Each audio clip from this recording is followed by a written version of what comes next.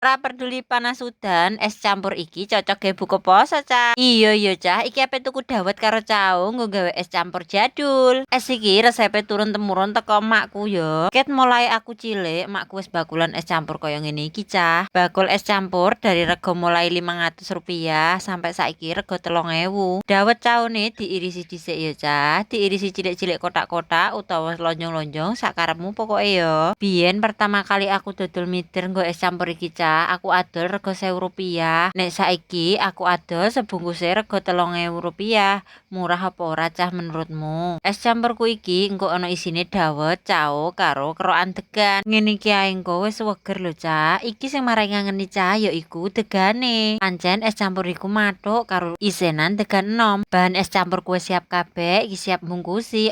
Es campurku iki ana isine apa wae ya iku gula abang, dawet cao, karonan klopo enom utawa degan terus ditambah santen, Cah. Ngene iki apa kowe ora pengen, Cah, es campur jadulku? Ketoke seger ya.